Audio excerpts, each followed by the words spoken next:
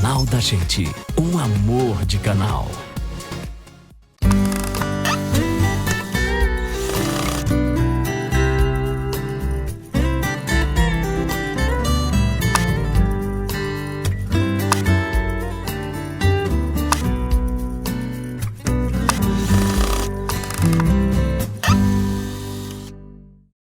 Mais um Fale Mais Sobre Isso, mais um programa para discutirmos tudo que tem a ver com o ser humano. E hoje vamos falar sobre uma dimensão humana muito importante, a política. Você deve ter percebido que o Brasil está vivendo um momento rico em termos políticos. Para algumas pessoas um momento tenso, algumas pessoas achando que o conflito está no ar e outras achando que a oportunidade está no ar de avançarmos enquanto uma sociedade democrática, uma vez que o debate político está na ordem do dia. Na hora do almoço, na hora da janta, no futebol com os amigos, nos grupos familiares no WhatsApp, está todo mundo discutindo política, uns a favor, outros contra, um punhado de assuntos, a favor do governo, contra o governo, a favor da oposição, contra a oposição. Está no ar a discussão. Mas política é uma dimensão da paixão, da razão. O que é a política? Quem vai nos ajudar a entender esse tema é o filósofo Paulo Irineu Barreto, que também é professor do Instituto Federal do Triângulo Mineiro e está aqui conosco. Paulo, obrigado por ter vindo trazer um pouco de luz para garotada, para todo mundo sobre o tema. Léo, primeiramente eu que agradeço o convite, de estar aqui falando com você sobre esse tema, política, que é um tema sempre atual e importante. Agradeço também a todos que estão aí assistindo, a gente conversar aqui, é uma conversa, é um bate-papo que eu creio que a gente vai conseguir chegar a alguns temas interessantes dentro do assunto política. Ô Paulo, e esse momento que nós estamos vivendo, realmente a política está no ar, Talvez como há muito tempo não, A gente sempre tem a tendência a pensar assim, diferenciar as questões políticas das questões práticas do cotidiano. Isso é uma tendência histórica, mas esses momentos que a gente vive muitas vezes de uma atenção maior, nos fazem ver algo importante também, que é o quê? Que a política é o dia a dia também, a política é o cotidiano. Dificilmente a gente consegue separar as questões políticas das questões práticas do dia a dia. O que existe, na verdade, é que a gente muitas vezes pensa, aquela pessoa se ocupa da política e eu não. A gente separa o político, o cidadão, o cotidiano, mas na verdade todos nós somos políticos, todos nós somos cidadãos. Em algum momento isso acontece e a gente vai se encontrar com esses dois caminhos. Inclusive quando eu estou dando aula de sociologia, nas escolas que eu trabalho, eu faço essa discussão mesmo. A política profissional, aí a gente tem o vereador, o deputado, o senador, o governador, o presidente, Mas todo ser humano como um animal político, Não necessariamente politicamente falando em termos profissionais, mas ao estarmos nos relacionando com as pessoas, estamos fazendo política também. Exatamente, essa compreensão que precisa ampliar, de que as relações cotidianas são políticas, uma mera questão familiar, digo mera porque talvez mais doméstica, mas ela também envolve políticas, Um pai de família relacionando com os filhos, os irmãos, existem maneiras de você lidar com as pessoas e maneiras políticas.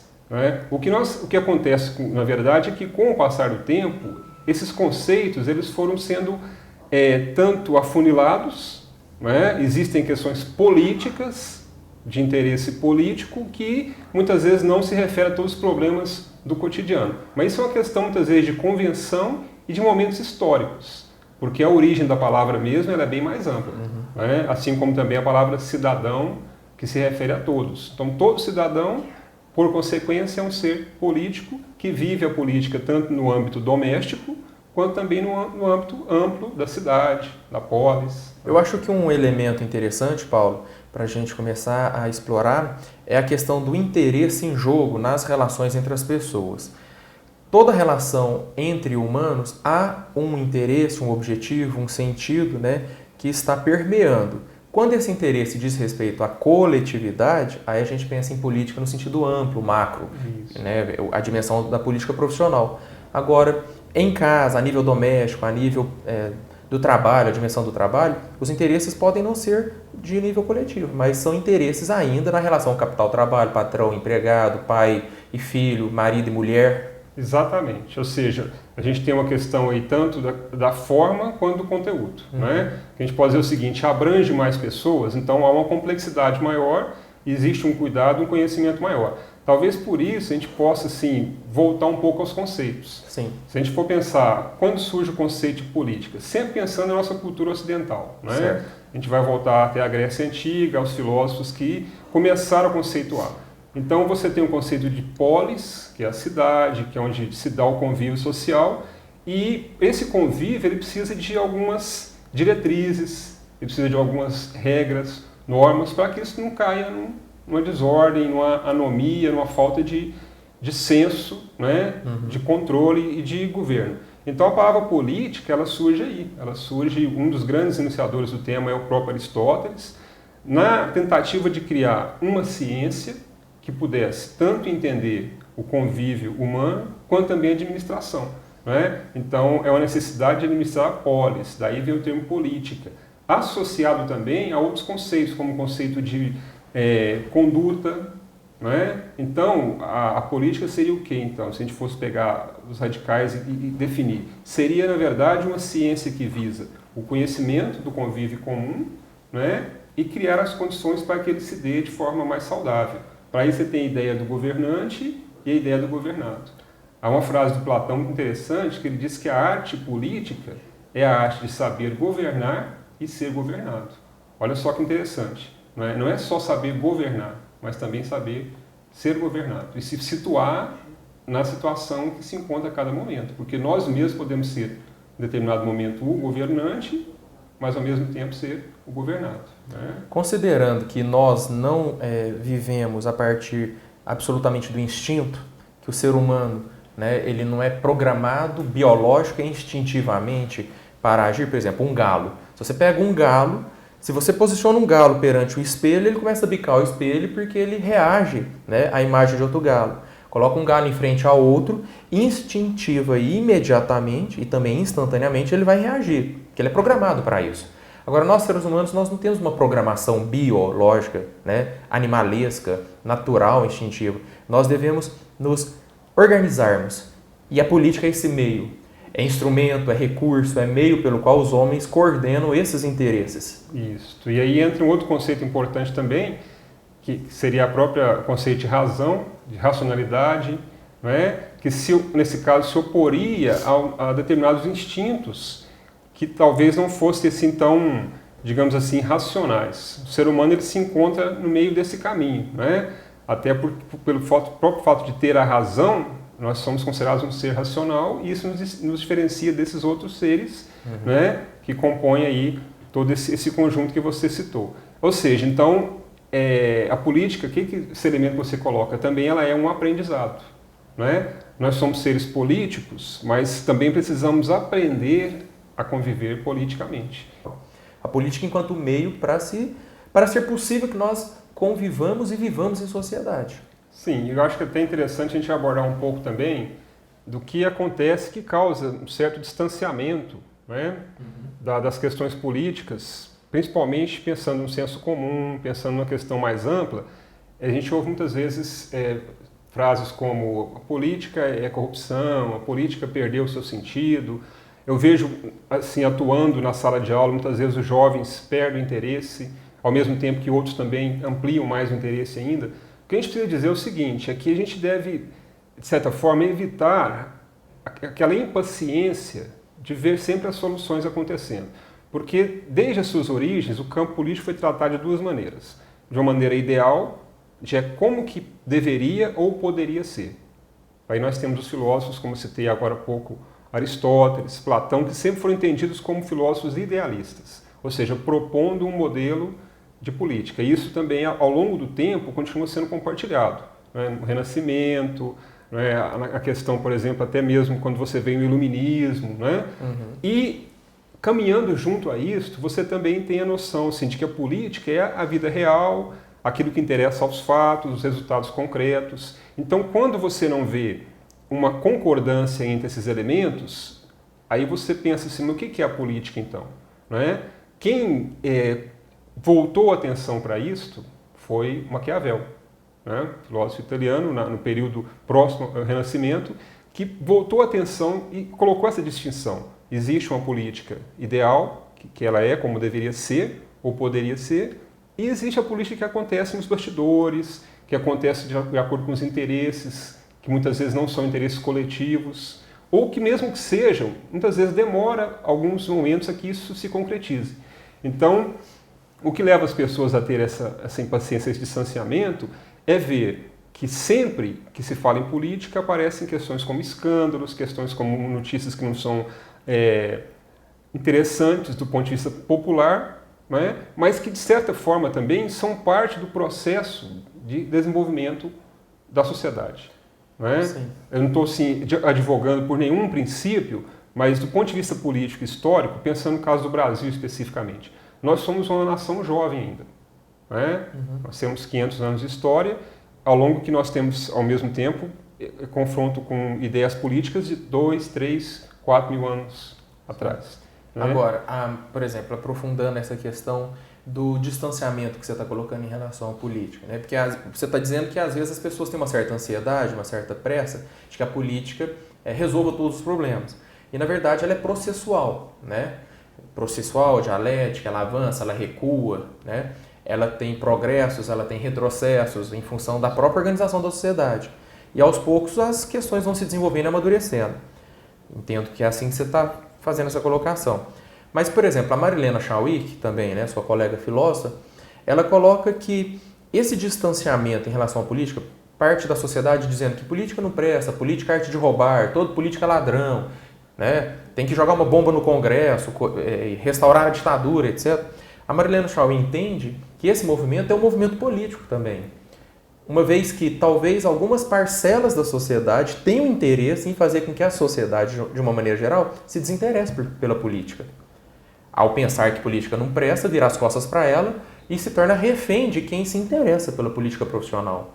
Você está entendendo? O que você pensa sobre isso? Então, eu acho que a maneira que a gente consegue assim, encaminhar essa questão, que eu tenho falado muito sobre isso também em eventos, palestras, na aula, é que a gente ainda está preso a uma visão maniqueísta da política. A gente está sempre preso a duas opiniões, a dois pensamentos, dois princípios, que ao longo da história, principalmente a nossa história do país, das nossas cidades, se a gente observar bem, sempre existe essa dicotomia. Muitas vezes de grupos que alternam o poder, né? De princípios ideológicos que alternam o poder. Então acaba que a nossa política tem muito essa identidade desse dualismo. E aí vamos ampliar um pouquinho o pensamento, que eu acho que peço aí para a pessoa que está assistindo, e pensar o seguinte, que na verdade esse dualismo não consegue contemplar todas as necessidades humanas. As necessidades humanas elas são mais amplas, elas são mais completas, e eu acho que a gente precisa então caminhar no sentido de superar, né? Existem elementos bons em cada uma dessas posturas, também como deve existir também elementos complicados que não são interessantes, mas é preciso ver um pouco além. Né? Por exemplo, você está dizendo tipo na sociedade norte-americana, em que tem uma bipolaridade histórica. Isso. Partido republicano, Partido Democrático. E que esse dualismo não consegue atender à complexidade das necessidades da sociedade norte-americana, por exemplo. É basicamente isso. Né? É basicamente isso. É claro que a gente tem, como eu disse, né, isso muitas vezes provoca avanços, né? Isso é inegável, né? Mas quando você está preso apenas às polaridades, o que acontece? Você vai todo fato pode ser visto como um fato político e intencional. Então você passa a rejeitar, por exemplo, propostas interessantes simplesmente porque elas são colocadas por aquele lado do qual você não coaduna, do qual você não corresponde, do qual você não está envolvido. Ou seja, o que acontece? A tendência é a gente perder o significado da própria política e, principalmente, perder a oportunidade de boas realizações de projetos simplesmente porque os projetos eles são apresentados ou pela situação, por uma postura, ou pela oposição. Entendeu? Então isso a gente precisa avançar em relação a isso. Aí por isso que eu falo sempre voltar aos conceitos, voltar ao significado, né? Refazer esse nosso significado do que é a ação política, porque ela é mais primordial, ela é mais humana do que as questões práticas que nos são colocadas muitas vezes como as únicas opções. Por trás de dicotomias, ou de dualismos, ou de confrontos ideológicos entre oposição e situação, existe a condição humana, que é muito mais múltipla, muito mais complexa, ampla, muito mais versátil. E precisa muito mais opções do que sempre uma ou outra, ou isso ou aquilo, ou sim ou não, né? Ou seja, tem que ir além dessa visão maniqueísta que a gente pensava que já ia ser superada, né? Mas a gente está sempre recaindo nela. Sim. Agora, isso é uma análise que você, enquanto filósofo, imagino que a filosofia esteja fazendo parte dela, né? Porque também tem os filósofos que defendem a visão, não dualista, mas, por exemplo, a partir da luta de classe, a partir da organização da sociedade em classe, etc., né? Mas, voltando à discussão original, política como campo da razão ou política como campo da paixão? Isso aí, realmente, aí, como eu falei dos conceitos, né? Então, assim como a gente conceituou a política, vamos voltar também ao conceito de razão. Porque eu acho que, na verdade, a política ela continua sendo algo racional. Né? Sempre foi desde o início, ainda é, embora envolvida em meio à paixão. Mas o que acontece é que, historicamente, tanto o conceito de política quanto o conceito de razão também sofreu modificações. No início, a razão era muito mais uma forma de você identificar o humano, né? A razão no sentido assim, do que é racional? Né? Aquilo que eu posso descrever. Né? E o ser racional é aquele que pode descrever. Entendeu? Agora, o Santo Agostinho fez uma primeira diferença nisso aí. Ele passa a dizer que racional é aquilo que é passível de ser compreendido pela razão. E racionável é o ser que raciocina. Então dá uma diferença aí que parece ser sutil, mas ela é importante. Né? Ou seja, eu posso dizer o seguinte, não, um copo de água é racional, ele não tem razão, mas ele pode ser conhecido pela razão. Não é? O que nem sempre acontece com os sentimentos. Nós que estudamos também a questão da psique, né, da psique, da psicologia, da psicanálise, a gente vai fazer, por exemplo, assim, é difícil descrever o medo, né, da mesma forma como eu descrevo um objeto, porque eu estou falando de algo mais abstrato, que envolve a história de vida de cada indivíduo, de cada pessoa. Né? Então, olha só onde nós estamos. Aí, o que acontece? Tanto o conceito de política ele sofreu modificações, quanto o conceito de razão. A razão hoje ela está muito mais voltada para a questão pragmática da eficiência. Aquilo que você disse no início, dessa ansiedade Exatamente. Em respostas, em resultados. Né? E aí quando, por exemplo, um determinado governo ou governante inicia um projeto, mas não tem resposta, o resultado imediato, as pessoas já começam a denigrir ou a apedrejar em função dessa ansiedade. Né? Isso, trocando em miúdos. O bom governante hoje não é mais aquele que é humano, mas aquele que é eficiente. Entendo. Né? E aí a gente abre também um campo para uma outra discussão, a gente vai continuar logo, política como campo da razão, da paixão ou das projeções, porque as pessoas têm suas questões mal resolvidas que jogam para cima dos políticos esperando que eles resolvam tudo, né? Que deveria ser também papel do próprio cidadão. Então, assim, a questão que eu acho que a gente pode encaminhar até para pensar tudo isso que a gente falou de uma forma que nos caminhe para questões propositivas, né? A gente não fica assim muitas vezes na questão abstrata. Eu acho que é importante pensar o seguinte, que retomar a ideia de que todo ser é um ser político, né? Toda pessoa que vive um convívio humano, mesmo que ele sinta muitas vezes um distanciamento em relação a isso, ele está envolvido com questões políticas. Ele faz parte de uma família, ele faz parte de uma agremiação, ele faz parte de uma instituição, ele é aluno, ele é professor, ele é...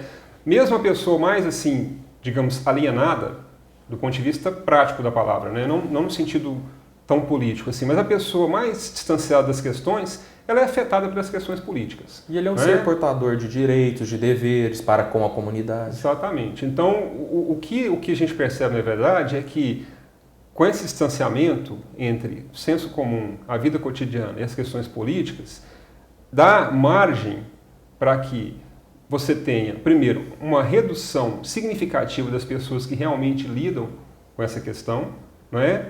E aí você passa, como a gente estava falando, nesse caminho, a ter uma política de interesses, né, distanciada da questão, muitas vezes, ligada com o bem comum, que é o objetivo maior da política. Que aí isso não se perdeu. Né? Mesmo a pessoa que lida com política, mesmo que faça isso de uma forma, muitas vezes, desconectada desse conceito, ela tem esse conceito consigo. É por isso que ela se tornou uma pessoa política, porque ela quer viver essa situação, profissionalmente ou não. Né? Então a gente falava, na verdade, nesse sentido. Ou seja, o que nós temos agora? Nós temos, então, um momento em que as questões políticas estão vindo à tona, né? Sempre tem aquela ideia do momento de crise. O que é um momento de crise? Um momento de crise também é um momento de oportunidades, né? Mas que aflora sempre o quê? Sempre aflora a necessidade de uma inteligência no convívio humano. E aí eu vou concluir essa minha participação com uma palavra que eu acho que é muito importante, que é autonomia. Então, o ser humano, ele é um ser humano, um ser que ele é capaz de compreender, nós falamos da questão da razão, e aí você falou, mas e a paixão? Né? Então, nós estamos diante dessa... O que a política realmente é? Ela é uma ação voltada para a razão, ela é influenciada por paixões. Acho que é mais ou menos essa a questão que a gente está defrontando. Depois desse caminho todo de conceitos, e aí vamos conceituar também paixão, que eu acho que é a única coisa que a gente não comentou um pouco aí na questão do conceito, já é, na verdade, aquela parte do ser humano em que se encontra fora do seu domínio racional. São os impulsos. Se a gente fosse falar, por exemplo, da psicanálise, da psicologia, lembraria as questões do id, as questões dos afetos, as questões dos estímulos, que são aqueles que a gente tenta cercear, não é? Como que eles afloram no dia a dia? Os conteúdos inconscientes, né? Por isso que eu falei em projeção. Exatamente. Sobre os próprios políticos. Exatamente. O que acontece, então? Eu acho que, na verdade, precisa um equilíbrio. Um equilíbrio, a gente pensar o seguinte, os nossos anseios, em grande parte, eles são individuais, né? E em grande parte também coletivos. O que acontece é que nós sempre estamos querendo ver nossos anseios sendo aceitos, as nossas demandas, não queremos perder conquistas, né? A sociedade vive muito disso, mas lembramos também que para que outros possam ter acesso a conquistas que nós temos também, é necessário que a gente consiga também não suprimir desejos, não é isto, mas entender o seguinte, que existem demandas que não são possíveis de se realizar todas. Né? Aí a outra qualidade que se exige do governante, aquele que tem a seu cargo aí a responsabilidade de governar, entender que ele precisa atender as demandas de forma que elas sejam entendidas como coletivas e como individuais também. E que as demandas coletivas, elas se sobrepõem sobre as individuais. Né? Então, o senso político, o governo, é justamente isso. É saber quais são as demandas importantes do ponto de vista coletivo, né? E procurar satisfazê-las na ordem do possível. E ao indivíduo, que aí também, lembrando que o indivíduo é um ser político, cabe também essa autonomia, e aí a escola, a educação também cumpre um grande papel, que é na formação de se entender que para poder realizar algo maior, muitas vezes é preciso suprimir um desejo menor. Né? Isso seria uma espécie de uma educação também do desejo. E aí você falou uma coisa interessante, porque de repente seria fundamental que tivéssemos uma educação política.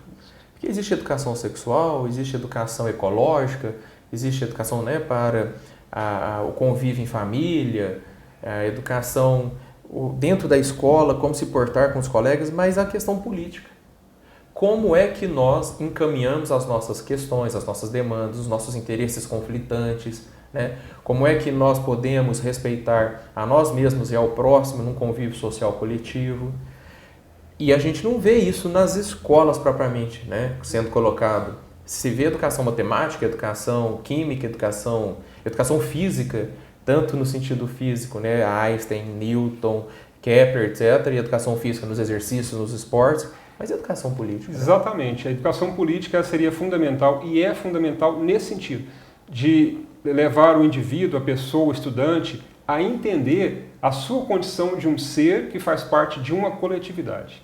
Entendeu? E não um ser individual apenas, cujos interesses devem se sobrepor em relação aos demais. Não. Interesses comuns, né? E aí, ao serem atendidos, é claro que os individuais também vão ter o campo de sua realização, né? Mas não no sentido egocêntrico como nós pensamos ou hoje, individualista, que acaba sendo reproduzido, né? Sim. Então. E eu penso que numa sociedade como a brasileira, que tem uma herança escravocrata, uma herança colonial, uma herança patriarcal, machista, né, elitista, conservadora, uma educação política contribuiria imensamente para que nós rompêssemos com essa herança ou avançássemos em relação a ela.